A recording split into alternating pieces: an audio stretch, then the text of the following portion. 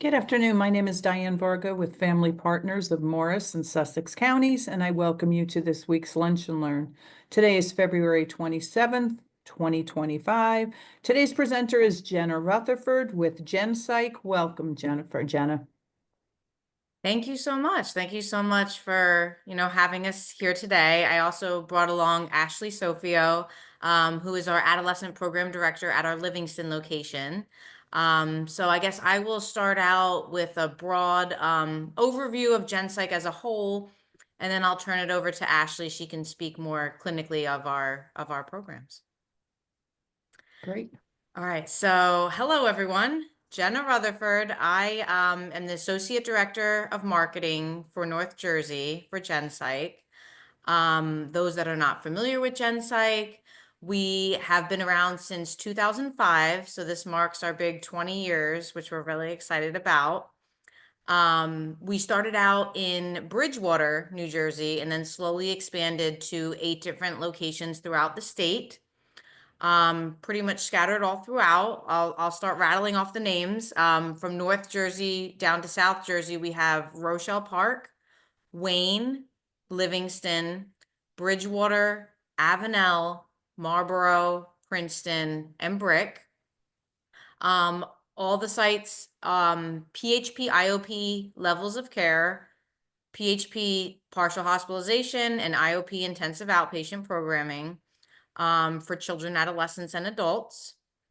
We treat primary mental health. We take as young as 8. We have a youth program, 8 to 12. We have an adolescent program, 13 to 17 or 18, depending if they're in high school. And then, of course, our adult program, 18 and over. We have an eating disorder program. We take as young as 13, all genders, for that program.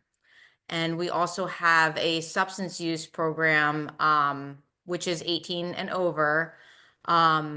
However, we could possibly take an adolescent that's primary mental health and maybe coping with alcohol or vaping or marijuana, as long as they're, willing to quit, and we can absolutely take a co-occurring client in that means. It's nice that we treat all 3, mental health, eating disorder, and substance use, because we could do a true co-occurring program between any of the 3. We are open for in-person at each of our locations, as well as virtual. Of course, we do push for in-person, especially for adolescents. But we absolutely can take a virtual client if they live too far, if they're sick, if they can't get a ride, any kind of reason, we can do it virtually as well. We do have psychiatrists and APNs at each site for medication management if need be, so we do have that capability. We specialize in DBT, so we have DBT tracks for both adolescents and adults at each location. What else can I tell you? We are in network with virtually all private commercial insurances across the board. Even tricky ones like TRICARE for the military, we can take. Managed Medicare, as long as it's a managed plan by, Aetna, Blue Cross, United, we can take it. We recently started taking some Medicaid, and I say it like that because each site is allotted 5 Medicaid spots for adolescents. So it's like a running total. Once someone discharges, another spot will open up. That's for all of our locations. So we really try to help everyone. We try not to, limit it. We do have OCD in our Rochelle Park location. All of our therapists are ERP trained, exposure response prevention. So each of the clients, it'll be individualized for each of them. What else? Oh, the best part, there's no wait list. That's the best part of all, is there is no wait list. There never has been, there never will be. We will absolutely get them in right away. If someone needs treatment, we don't think that they should be waiting for treatment. So we will get them in. I think that's it for like a broad overview. So now I will turn it over to Ashley, who can speak day to day about the programs and more clinically. Absolutely. Thanks so much. So I'm so excited to be here. It's nice to see some familiar names and some new names. So just a general overview about our GAP program. Just like Jenna had said, we do offer a gamut of different services. I'm going to speak primarily about the GAP programs in Livingston in particular, just because that's my area of expertise. And then any additional questions, Jenna, I'm sure you'd be able to follow up with other locations. So Absolutely. for us, our partial care is usually the highest level of care, and that is Monday through Friday, 8:30 a.m. to approximately 3:30 p.m. Then our next step down is the AMIOP, which again is Monday through Friday, 8:30 a.m. to 3:30 p.m. The main difference is that there is one less group requirement and a little less stringent meeting requirement with the therapist and the medication provider. And then the last level of care that we have is PMIOP, which is our after school program, where the client will attend school Monday through Friday regularly and then come to us for 3 days from about 3:30 to 6:30 and receive their treatment in groups in that regard. The way that our program is broken down is that we have 3 different tracks. So we have the youth track, and that's from ages 8 to 12, and they are in our general mental health groups that are geared toward um, those types of skills. So anger management, coping skills, communication, emotional identification, those types of things. And then we have our teen groups who are split into 2 separate tracks. So we have our general mental health group for the teens. And then we also have, like Jenna mentioned, our DBT or dialectical behavioral therapy track. Now, we make that distinction because some clients are able to process and express their emotions and are able to get that support. And then some people need more monitoring, more structure, which the DBT groups provide, and some are better suited for that structured group. Um, but like I said before, we rotate the group topics all the time. So even though the general mental health groups aren't having DBT groups like formally, regularly, we always include DBT skill work and topics as part of our mental health rotation because we feel like everyone can benefit from some of these skills. We also have a whole bunch of other therapies and expressive therapies. I'm an art therapist. So every Thursday we have music. We also have yoga, which the kids absolutely adore. And then we also have art therapy every week for all the groups. And they really find that helpful, especially for the little ones who might not have the ability to express themselves verbally or with the proper vocabulary. We get a lot of information and insight in how someone's functioning based on their creative process. So that's just my spiel on art therapy. So, yes, we do offer a lot. In fact, there is a lot of collaboration. We also have the ED program. I just was talking to the program director of ED about having one of the clients do hybrid. So we are not like a one size fits all program. We're going to adjust things to make sure that all needs are met. So, for example, if we find that, yes, the primary focus is a client's mental health, but there's also eating disorder concerns, we'll have them join maybe 3 days out of the week with us for those groups and then join ED for those supports and groups and to have that as well. And then we've also had clients who switch the other way where they finished, they're now stabilized as part of GAP, but we're still seeing some concerns. We'll have them transition over to the ED side so that they can get that support. So what I truly like about this program is the collaboration between the different disciplines, making sure that it's a whole person approach rather than just, oh, you're done, now you move on. So that is something that we do offer, and I think that's unique to GenPsych. Program itself is typically 6 to 8 weeks, including all of the step downs through the different levels of care. But I've seen some kids stay longer and I've seen some kids graduate sooner. It's really about 2 factors. One, what they need. Just because they step down doesn't mean that they can't step back up if that is what's required. or alternative recommendations. And also we work weekly with all the insurance companies with our team to make sure that each day of each level of care is covered. In fact, we have our utilization review team that joins us every week in rounds to make sure that we're covering that requirement as well. And we're not afraid to jump on the phone to advocate on our end. I know we've done it a couple times. So that is kind of program in a nutshell. Yeah. So, any questions, thoughts? Thank you both so much. I'll open it up to questions if anyone has any Sure. questions that they'd like to ask Jenna or Ashley.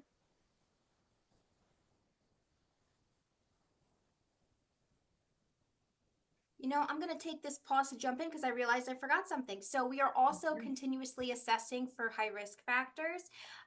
So we are doing safety plans. We are working with outpatient providers. We're working with hospitals. We're working with residentials. So if we feel like maybe this isn't the best level of care, we're working diligently to make sure, like I was mentioning, that we are following up and at least putting our clients on the right path to where they need to be. So that is something we also offer. And for, I believe, Essex, we have certain contracts with schools as well to where we are able to do school clearances. So I just had a couple phone calls the other day of schools that were looking for some assessment to make sure that the student was safe enough to return to school. So that's another service that we offer on top of that PHP IOP program. So we try and cover all of our bases. And now, Ashley, did you say that that is just offered in Essex? So I don't remember. I think it was certain schools we have contracts for. So I know we definitely have contracts for the Livingston location, for Livingston, for I believe it was Chatham, and I know definitely some of the other surrounding schools. Montclair, I don't think so. I don't think we work with them anymore, but I know some different sites, different locations have contracts with some of the schools in those areas as well. But yes. So each site can do school clearances. We just have to be contracted with the specific school that is sending. But yes, all 8 absolutely can do the school clearances. Yes. Okay, great. Any other questions? See, Jenna and Ashley, you did such a wonderful job. know. You've covered everything and no one has any questions. There we go. Love that. Well, if I there's do no have further one. questions, go ahead, Julie. Yes, go ahead. Where in Wayne are you located? So we're in Hamburg Turnpike. Hmm. Yeah, 1501 Hamburg Turnpike.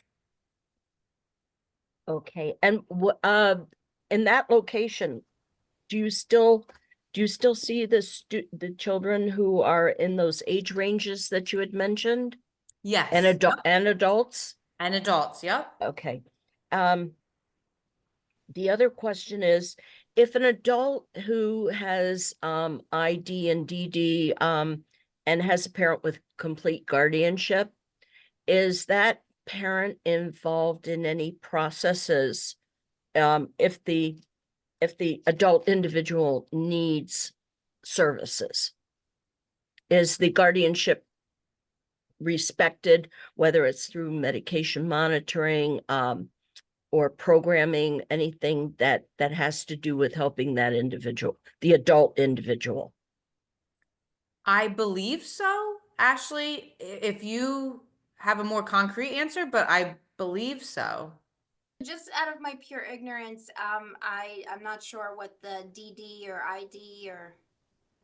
Okay, so if there was an individual 25-year-old with autism and processing issues and anxiety, Yes. I was working with a family who had somebody that, because she was the legal guardian, but she was not the parent, she was the aunt, is they would not give her any information when her nephew had a complete meltdown and he ended up in jail. So I know she reached out to a lot reached out to a lot of people. She reached out to our agency, but they did not respect the guardianship because she had the plenary guardianship. I see.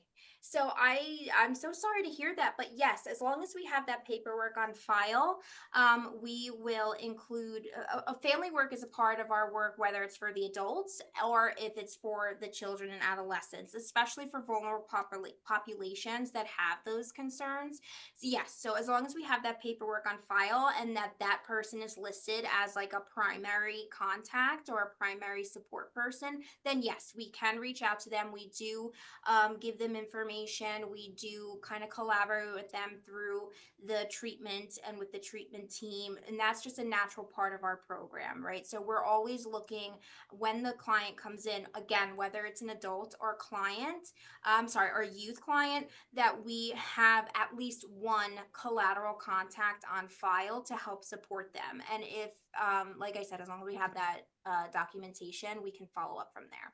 The only thing that I will say is if someone is going towards guardianship or is working on that, we do not get involved in like legal proceedings or court processes of any kind. We cannot provide documentation for that.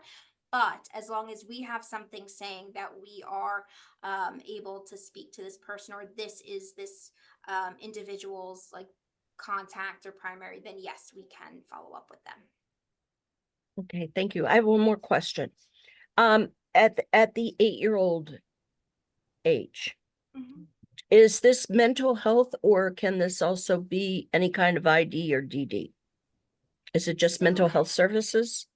So our primary is mental health services. However, we're eclectic in our approach that we include things that can be fitting for those as well. So while it's not the primary, mental health is really the primary. We're always pulling any resources that we need to fit the needs of the individual. Now, as we're assessing and going on, if we find that we cannot meet those needs, then we will try and support them as best we can while hooking them up with other referrals or getting them to where they need to be.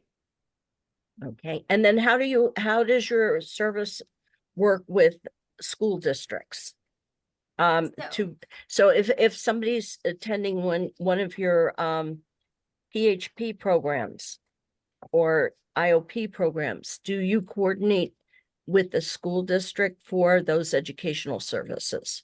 Yes. So as part of our GAP program, we work in tandem with a separate company called Silvergate Preparatory, and they are responsible for the academics. So the way that I word it to parents all the time is it's kind of like home instruction on site. So built into the program day is that 2 hours of instruction time, and Silvergate is responsible for that. So upon intake, you'll fill out all the forms for our GAP program, but you'll also be sent, based on level of care, sent the registration paperwork for Silvergate if needed to be able to fill out so that they can reach out to the school district, they can reach out to the teachers and guidance counselors, they can get the students set up with their Google Classroom. I always tell parents, please have your child bring their school issued Chromebook and their backpack with all of their school stuff so that they can do their schoolwork within that time frame, and it's built into the program day. Now, in terms of advocating for students and any accommodations, it's again, just like I said, collaborative. We ask Silvergate to give us feedback on what they're noticing while they're in site, in program on site, and if they're struggling with certain work topics, and things like that, giving weekly updates to the teachers in schools about how they're doing, also having them update us as therapists what's going on with the schooling piece, and then circling in and including parents and the school itself to say, hey, listen, we're starting to plan the transition. Here's what accommodations we think would be helpful.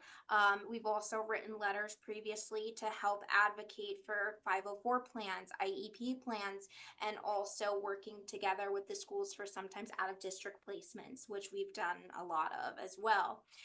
So we're familiar with all of that. So that's how we try and support the academics while, the primary focus is mental health. Thank you. Thank you, Julie. Thank you, Ashley. Any other questions? Okay, so I think in closing, I'd like to thank Jenna and Ashley for not only their time today, but for sharing this important information. And thank you to all of you that were able to join us today. If anyone would like to share this video, we should have this presentation available up on our YouTube channel by next week. Again, thank you both, Jenna and Ashley, for joining us today. Yes, thank you. Thank you, everyone. Appreciate it. Absolutely. And if you can just ask Jenna for my contact information. If you guys think of any other questions later on, I'm always here. You just reach out. Thank you. Thank you. Everyone have a nice day. Yes, you too. Bye-bye. Diane.